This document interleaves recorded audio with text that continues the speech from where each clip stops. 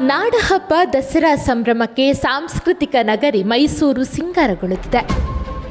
ದಸರಾ ಆಚರಣೆಗೆ ದಿನಗಣನೆ ಶುರುವಾದ ಬೆನ್ನಲ್ಲೇ ಅರಮನೆ ಆವರಣ ಕೂಡ ರಂಗೇರುತ್ತಿದೆ. ಅಂಬಾರಿ ಮತ್ತು ಜಂಬೂ ಸವಾರಿ ನಮ್ಮ ದಸರಾ ಹಬ್ಬದ ಪ್ರಮುಖ ಆಕರ್ಷಣೆಗಳು. ಈ ಜಂಬೂ ಸವಾರಿಯ ಕೇಂದ್ರ ಬಿಂದುವಾಗಿರುವ ಗಜಪಡೆ ಈಗಾಗಲೇ ದುಬಾರೆ, ಬಳ್ಳೆ ಹಾಗೂ ಮತ್ತಿಗೋಡು ಆನೆ ಶಿಬಿರಗಳಿಂದ ಸಾಗಿ ಮೈಸೂರು ತಲುಪಿದೆ.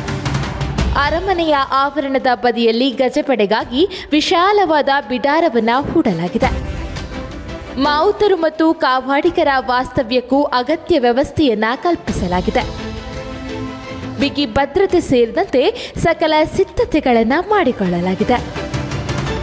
ಅಂಬಾರಿ ಆನೆ ಅಭಿಮನ್ಯು, ಭೀಮ, ಶ್ರೀಕಂಠ, ಸುಗ್ರೀವ, ಏಕಲವ್ಯ, ಧನಂಜಯ ಸೇರಿದಂತೆ ಎಲ್ಲ ಆನೆಗಳ ತಾಲೀಮು ಕೂಡ ಈಗಾಗಲೇ ಪ್ರಾರಂಭವಾಗಿದೆ. ದಸರಾ ಆಚರಣೆಯ ದಿನದಂದು ಆನೆಗಳು ಅಂಬಾರಿ ಹೊತ್ತು ಜಂಬೂ ಸವಾರಿ ಸಾಗುವ ಮಾರ್ಗದಲ್ಲಿ ಪ್ರತಿದಿನ ಬೆಳಗ್ಗೆ ಮತ್ತು ಸಂಜೆ ಗಜಪಡೆ ತಾಲೀಮು ನಡೆಸುತ್ತಿದೆ. ಅರಮನೆಯ ಆವರಣದಿಂದ ಶುರುವಾಗುವ ಗಜಪಡೆಯ ನಡೆಗೆ ಬನ್ನಿಮಂಟಪದವರೆಗೆ ಸಾಗುತ್ತದೆ. ಈ ಮಾರ್ಗದುದ್ದಕ್ಕೂ ಪೊಲೀಸ್ ಹಾಗೂ ಅರಣ್ಯ ಇಲಾಖೆಯ ಸಿಬ್ಬಂದಿ ಹೆಜ್ಜೆ ಹೆಜ್ಜೆಗೂ ಗಜಪಡೆಗೆ ಭದ್ರತೆಯನ್ನು ಒದಗಿಸುತ್ತಿದ್ದಾರೆ. ಈ ತಾಲೀಮಿನಲ್ಲಿ ಅಂಬಾರಿ ಆನೆಗಳಿಗೆ ಅಶ್ವದಳ ಕೂಡ ಸಾಥ್ ನೀಡುತ್ತದೆ. ಗಜಪಡೆ ಮತ್ತು ಅಶ್ವದಳದ ಈ ಚಂದದ ತಾಲೀಮು ನೋಡಲು ದಾರಿಯುದ್ದಕ್ಕೂ ಪ್ರತಿದಿನ ಸಾವಿರಾರು ಮಂದಿ ಕಿಕ್ಕಿರಿದು ನಿಂತಿರುತ್ತಾರೆ ಎಂಬುದೇ ವಿಶೇಷ. ಅಂಬಾರಿ ಹೊರುವ ಆನೆಗೆ ತೂಕದ ತಾಲೀಮು ಕೂಡ ಶುರುವಾಗಿದೆ.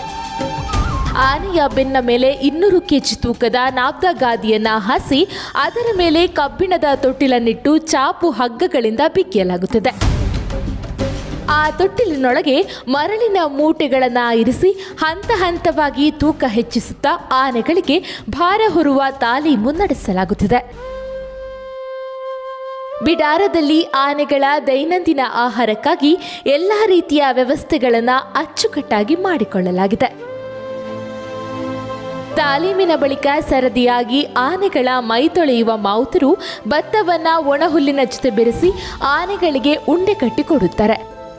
ಬೆಲ್ಲದಚ್ಚು, ತೆಂಗಿನಕಾಯಿ, ಹಸಿ ಹುಲ್ಲು, ಸೌತೆಕಾಯಿ, ಮುದ್ದೆ, ಸಮೀಪದ ಕಾಡಿನಿಂದ ಪ್ರತಿದಿನ ಲಾರಿಗಳಲ್ಲಿ ತುಂಬಿಕೊಂಡು ತರಲಾಗುವ ಸೊಪ್ಪು, ಹೀಗೆ ಹಲವು ಬಗೆಯ ಆಹಾರವನ್ನು ಅಂಬಾರಿ ಆನೆಗಳಿಗೆ ಪೂರೈಸಲಾಗುತ್ತದೆ. ಜೊತೆಗೆ ಅವುಗಳ ಆರೋಗ್ಯದ ಬಗ್ಗೆಯೂ ಅಷ್ಟೇ ಕಾಳಜಿ ವಹಿಸಲಾಗುತ್ತದೆ. ಅಭಿಮನ್ಯುವಿನ ಸಾರಥ್ಯದಲ್ಲಿ ನಡೆಯುತ್ತಿರುವ ಗಜಪಡೆಯ ಈ ಭರ್ಜರಿ ತಾಲೀಮಿಗೆ ಜನರಿಂದ ವ್ಯಕ್ತವಾಗುತ್ತಿರುವ ಈ ಹರ್ಷೋದ್ಗಾರವೇ ಜಂಬೂ ಸವಾರಿ ಮೇಲಿನ ನಿರೀಕ್ಷೆಯನ್ನು ಇಮ್ಮಡಿಗೊಳಿಸಿದೆ. ಪ್ರತಿ ವರ್ಷದಂತೆ ಈ ಬಾರಿಯೂ ನಮ್ಮ ನಾಡ ಹಬ್ಬವನ್ನ ವಿಜೃಂಭಣೆಯಿಂದ ಆಚರಿಸುವ, ನಾಡ ಸಂಸ್ಕೃತಿಯನ್ನ ಜಗದಗಲಕ್ಕೆ ಪಸರಿಸುವ ಸಂಕಲ್ಪ ನಮ್ಮದು.